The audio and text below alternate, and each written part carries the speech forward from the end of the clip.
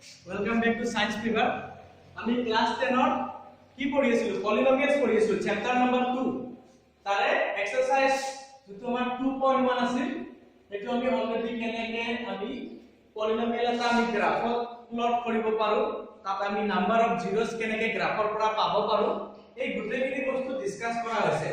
যিবিলাকে আগৰ ভিডিওটো চোৱা নাই প্লিজ চাই লবা নহলে তোমালোকৰ কোৰ্সটো কোঅৰ্ডিনেট নহব ঠিক আছে তো আমি আজি start কৰিছো কি প্ৰথম টপিক ৰিলেশনশিপ বিটুইন কোএফিসিয়েন্ট অফ এ পলিনোমিয়েল পলিনোমিয়েল মানে কি বহুপদ ৰাশি অসমীয়া মিডিয়াম শ্ৰেণীৰ কাৰণে কৈছো সো আমাৰ বহুপদ ৰাশিৰ যিকেটা জিৰোস পাম বা মূল পাম ইংলিশত কলে জিৰোস অৰ ৰুটস ইহঁতৰ লগত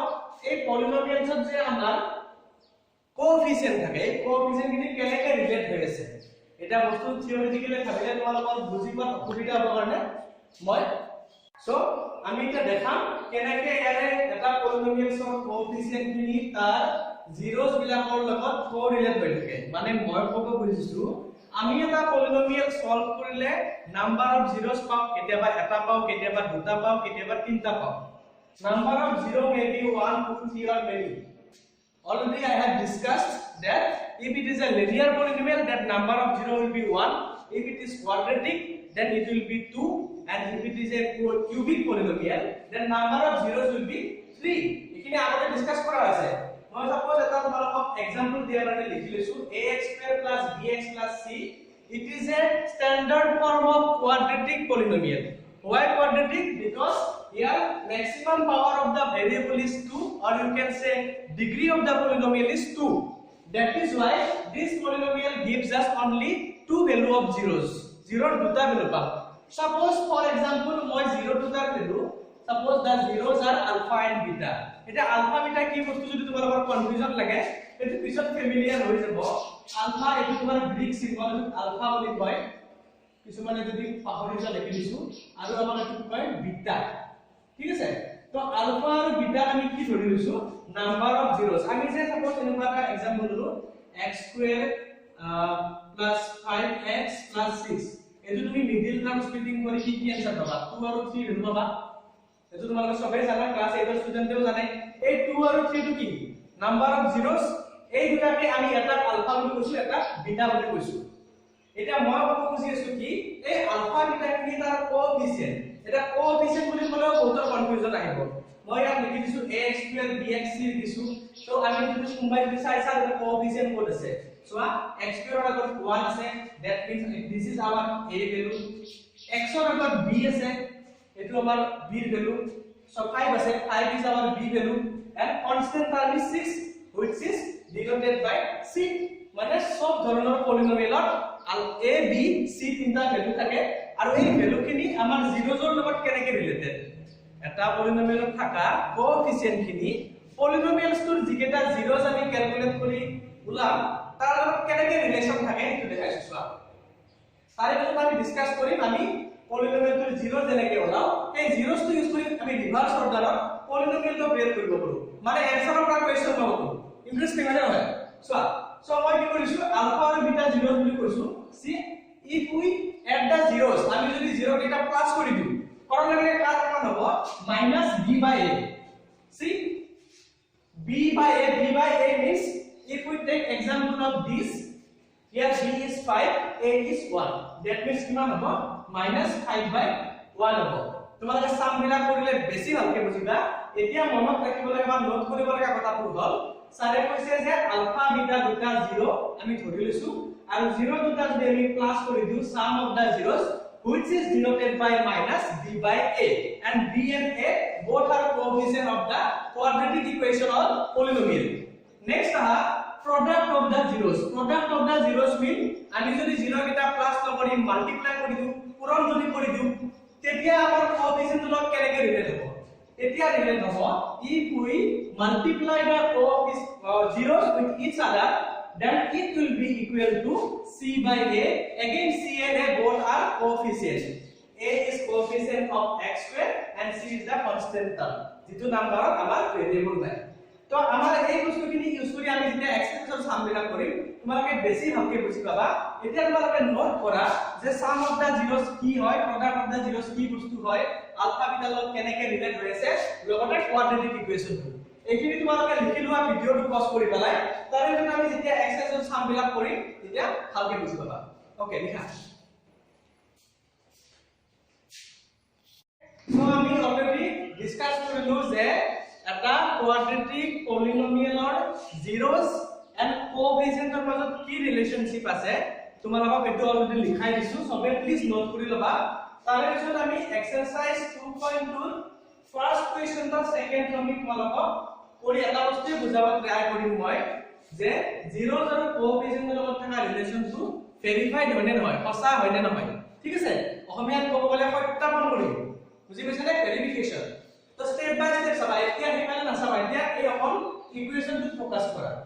here it is given 4s square minus 4s plus 1 it is a quadratic polynomial and we need to find the zeros of the polynomial এই বহুপদ ৰাখিটো আমি মূল কেইটা প্ৰথমতে উলাই লম সো জিৰো উলাব কাৰণে আমি কৰো কি first polynomial to equal to 0 পাতি লম এটা বহুতৰ যদি কনফিউজন লাগে 0 কি কাৰণত পাতো ক্লাস 9 ৰ পলিনোমিয়েলৰ ভিডিও চাব লাগিব তেতিয়াহে বুজি পাবা ইমানখিনি কথা মই ডিসকাস নকৰো সিম্পলি এটা কথা মনত ৰাখা যে আমি পলিনোমিয়েলৰ যদি 0 ওলাব লাগে ইকুৱেল টু 0 পাতি লম তাৰে পিছত মই কি কৰিছো a - b হোল স্কয়াৰৰ ফৰ্মুলাটো কৰি আছে মানে এইটো কথা গম পাইছো কেনেকে this whole square can be written as 2s whole square this is 1 square that means this is our a this is our b and this is minus 2ab after writing this line you can check whether it is matching with the given line or not see 2 to the 4s this is 4s square this is 1 yes it is matching it is following the formula of a minus b whole square so I have written and found these two roots এইখিনি কেনেকৈ হল নাজানা যদি তোমালোকে চাব লাগিব নাইনৰ video বিলাক তাত আমি মিডল টাৰ্ম স্প্লিটিং ও ডিসকাস কৰিছো যেন হক আমি ইয়াতে s ৰ দুটা ৰুটস পাইছো কি পাইছো জিৰোস পাইছো 0 অৰ ৰুটস ভ্যালু পাইছো আৰু এই ভ্যালু দুটা কিয় পাইছো because it is a quadratic polynomial কোয়াড্ৰেটিকৰ ডিগ্ৰী দুটা থাকে 0 যত দুটা থাকে সো আমি দুটা সেম 0 পাইছো প্ৰবলেম নাই but we found two zeros condition satisfied okay now see আমি এতিয়া এই 0 কেটাৰ লগত আমাৰ কোএফিচিয়েন্ট খিনি কেনেকৈ ৰিলেট হৈ আছে এইখিনিলৈকে আগবাঢ়িম ফাৰ্স্ট মই লিখিছো let zeros are alpha and beta as I have discussed earlier আমি 0 দুটা alpha আৰু beta ধৰিছিলো যে সো মই alpha আৰু beta বুলি ধৰি লৈছো alpha মানে হাফ লিখিছো beta মানে হাফ লিখিছো because both zeros are similar now তোমালোকে অলৰেডি থিওৰেমটো পাইছা আইস্টাব ৰিলেশনশিপটো যে alpha plus beta or sum of the zeros equal to -b by a তো আমি চেক কৰি চাম লেফট হ্যান্ড সাইড আৰু ৰাইট হ্যান্ড সাইড সেপাৰেটলি চেক কৰি চাম যে এটো কাৰেক্ট হয় নে নহয় চাবা এতিয়া ফার্স্ট লেফট হ্যান্ড সাইড লিখি লৈছো alpha plus beta half plus half which is equal to 1 okay now take the right hand side which is minus b by a লিখাৰ পাছত minus b ৰ জাগাত মই কি লিখিছো -4 লিখিছো এইখিনিতে কনফিউজনটো তোমালোকৰ আহিব চাবা আমাৰ কি আছিল ইকুৱেচনটো ax² + bx + c আছিল ন আমি -b by a - c by a পাইছিলো হয়নে তো আমাৰ গোটেই কেইটা প্লাসত লিখিব লাগে ইয়াতে কিন্তু মাইনাসত আছে bx পাৰ্ট 2 সেই কাৰণে মই যদি এই প্লাসত লিখিব লাগে কি হ'ব চোৱা s² + -4s + 1 that means b value is -4 itself এইডাল -4 ফৰ্মুলাতে আছে আৰু b ভ্যালুটো নিজেও -4 ভালকে ৰিপিট কৰি আকৌ চাই লবা ইকুৱেচনটো মই প্লাস ফৰ্মেটত বনাই লৈছো তেতিয়াহে এইটো ৰিজেম্বল হ'ব আৰু তাৰে পিছত মই b ভ্যালুটো -4 পালো আৰু b by a মানে কি আছে a মানে আছে তোমাৰ কোএফিচিয়েন্ট অফ x² or x² হোৱাৰ কাৰণে সো a ভ্যালু কিমান হ'ব 4 হ'ব বেটাৰ মই লিখি দিছো in this case a value is 4 b value is -4 c value is 1 বুজিছা so -b by a -4 divided by 4 I will simplify কৰিলে 1 now see left hand side equal to right hand side আমাৰ এটা ৰিলেশনশিপ verified satisfied ন ঠিকে বনাইছে তো এবাৰ আমি কি কৰিম প্ৰডাক্ট অফ দা জিৰোজৰ যেটো ৰিলেশন আছে c by a এইটো হয় নাই চাম तो फर्स्ट लेफ्ट हैंड साइड लिखिছো alpha into beta half into half which is equal to 1/4 এটো তো কব না লাগে সাগে নেক্সট রাইট হ্যান্ড সাইড লিখিছো c/a 1/4 আমি অলরেডি প্রথমতে abc লিখি লবা তোমালোকৰ তেতিয়া ইজি হ'ব কৰা কাৰণে মই ডাইৰেক্ট ভ্যালু পাতিম চাবা c মানে আছে 1 আৰু a মানে আছে 4 which is again 1/4 that means this relation is also verified আমাৰ গোটেই সামটো জি খুদি আছে সব গ্ৰাউটি গল ধ্বংস মানে তো তোমালোকে আৰামসে লিখি লোৱা ভিডিওটো পজ কৰি তাৰপৰ মই নেক্সট সামবিলাক কৰাম আমি কোৱেশ্চন নাম্বাৰ 1 ৰ रोमन 5 टू কৰি দিম কিয় কৰি দিম কোৱেশ্চনটো অকমান বেলেগ দেখাছলা c² - 15 আছে তাৰ পৰা তুমি ৰুট চলাব পাৰিবা কিছুমানে ৰুট চলাওতে কনফিউজন হ'ব লগতে এই কোৱেশ্চন মানে এই এক্সপ্ৰেছনটো আমাৰ তিনিটা নাম নাই থাকে ax² + bx + c এনেকে কোৱাড্ৰেটিক ইকুৱেশ্যনৰ যেটো স্ট্যান্ডাৰ্ড ফৰ্ম সেইটো নিচিনাকে তিনিটা নাম নাই তো তিনিটা নাম নাথাকিলে আমি তাক কেনেকৈ সামটো কৰিম সেইটো তোমালোকক দেখাম চাবা see here this is c² -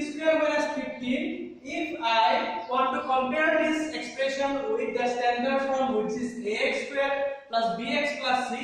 I can write this like this see c² জায়গা t² 15 to -15 লিখিছো কারণ এটা আমাক প্লাস লাগে আর লগতে bx থাকা কারণ নাই bx মানে এই ক্ষেত্ৰত bt হ'ব bt থাকা কারণ নাই মানে কি লিখিছো মই 0 * t বুজিছা তো আমি প্রথমতে কৈছো তোমালোকে abc ভ্যালু লিখি লবা কনফিউজন নহয় a মানে কিমান হ'ব 1 b মানে কিমান হ'ব 0 আৰু c মানে কিমান হ'ব -15 এইখিনি সাইডত তোমালোকে লিখি থৈ দিবা so now I have solved this equation it was a quadratic equation t is equal to 15 t will be +-15 এইখিনিতে আকৌ এটা কনফিউজন আহে যে আমি +-15 কিয় লিখিছো +-√15 কিয় লিখিছো অকল প্লাস কিয় লিখা নাই সাবা মই পটকে কৈ দিছো -2² কৰিলেও 4 হয় আৰু 2 অকল 2² কৰিলেও 4 হয় সিমিলাৰ এটা যদি টাৰ্ম বা ভেৰিয়েবল লও তাৰ নেগেটিভ বা পজিটিভ ফৰম্যাট যে নহক কিয় স্কয়াৰ কৰিলে কি হৈ যায় পজিটিভ হৈ যায় দ্যাট মিন্স আমি যদি বস্তু এটা স্কয়ার ৰুট লও অলওয়েজ এটা প্লাসত পাম এটা মাইনাসত পাম কাৰণ -2 স্কয়াৰ কৰিলে প্লাসত পাই +2 স্কয়াৰ কৰিলে প্লাসত পাই এটো বস্তু তোমালোকে আগতে জানিব লাগে স্টিল মই পটকে কৈ দিছো সো আমি এটা ভ্যালু পালো +√15 এটা পালো -√15 ঠিক আছে তো তাৰে পিছত এই ৰিলেশনটা মই আগৰ নিচিনাকে আলফা বিটা ধৰি লৈছো তাৰে পিছত কি কৰিছো first relationship alpha + beta sum of the roots which is equal to -b/a প্ৰথমতে মই প্লাস কৰি দিছো +15 + -15 which is equal to 0 -b/a b value নিজে 0 গতিকে বাকিখিনি তো 0 হ'বই মানে first relationship to verify next to কি আছিল product of the roots product of the zeros মূল কেইটাৰ পূৰণফল এটো মানে c/a আছিল তো আমি কি কৰিছো আলফা মানে √15 বিটা মানে -√15 মাইনাস এ প্লাস এ -√15 মানে -15 পালো ইপিনে তুমি c/a দোৱাই দিয়া c মানে -15 লিখি লৈছো লিখি ললে কিমান লাভ দেখিছা আকৌ a মানে তো 1 আছে গতিকে এটো -15 মানে আকৌ ৰিলেশনশিপটো ভেৰিফাই হ'ল ইট ইজ ভেৰিফাইড বুলি লিখি দিয়া মাৰ্ক হলো লিখা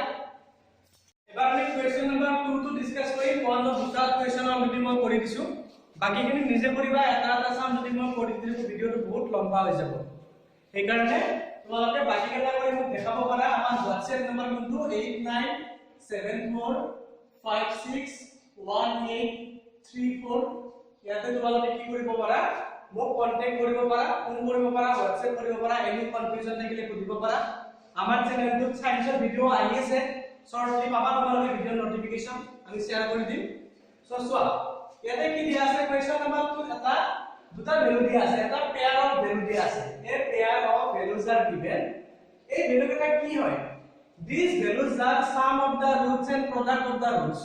অলরেডি আমি ডিসকাস যে কৰি আছো sum of the roots product of the roots মানে এইটো ভ্যালু হৈছে আলফা প্লাস বিটাৰ ভ্যালু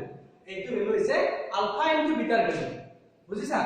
তারপরে ওলাব দিছে যে যদি আলফা প্লাস বিটা মানে ইমান হয় alpha minus alpha into beta মানে ইমান হয় তেনেহলে ইকুয়েশনটো কি হ'ব ওলাই দিব লাগে কথাটো উল্টাকে উদাহৰণ নিচিনা হৈছে ন ডেটাৰ দ্বাৰা লৰাটো জানে কেতিয়াবা কি হৈ তোমাৰ ডেটাৰ নাম কি উল্টাকে হৈ ন সো আমাৰ ৰিভাৰ্স সূত্ৰত আমি কি তাৰ অৰিজিনাল ইকুয়েশনটোত যাব লাগিব বুজিছা সো কি হ'ব alpha plus beta equal to -1/4 ধৰি লৈছো already we know alpha plus beta beta can be written as minus b by a. Fine. So now we got this relation. Now we can compare this minus b with this minus 1, this a with 4. Okay, after comparison we got b value is equal to 1, a value is equal to 4. ইমান কিতে complete হোৱা নাই, আমি আৰু এটা step আছে। Okay, এবাৰ তুমি চোৱা product of the zeros second value to product of the zeros মানে alpha into beta etu equal to 1 by 4 আছে। alpha into beta মানে c by a বুলি জানা অলৰেডি, হয় না নহয়? সো আমি c by a কথাটো আকৌ কম্পেয়াৰ কৰা, c এর জায়গাত 1, a এর জায়গাত 4। that means after comparison comparing both sides শর্টকাটত লিখিছো মই comparing both sides, c value is 1, a value is 4। that means in both cases we found a value is 4 and got distinct value of b and c. So our a is 4, b is 1, c is 1. Our standard form to জানাই ax square plus bx plus c। a b c এর জায়গায় জায়গায় পাতি দিয়া নিজে নিজে equation মিলি আছে। কোয়েশ্চন হলো সো আমি এক্সারসাইজ 2.2 পড়া কোয়েশ্চন নাম্বার 1 এর দুটা ডিসকাস কৰিলো, কোয়েশ্চন নাম্বাৰ 2 এটা ডিসকাস কৰিলো। সিমিলাৰ টাইপ কোয়েশ্চন তোমালোকে বাকিবোৰ কৰি পেলাই আনা WhatsApp কৰি দেখাব পাৰিবা, নাম্বাৰটো দিয়া আছে অলৰেডি WhatsApp যিকোনো নাম্বাৰত কৰি দেখাব পাৰা। লগতে কি এবাৰ আমি কোয়েশ্চন নাম্বাৰ 3 কেনেকৈ সলভ কৰিম এটো দেখাই দিম চাবা। কোয়েশ্চন নাম্বাৰ 3 কি দিয়া আছে আমাৰ চেপ্টাৰটো মই আকৌ কৈ দিছো আমাৰ কি পলিনোমিয়ালস বহুপদ ৰাশিৰ কথা ডিসকাস কৰি আছো।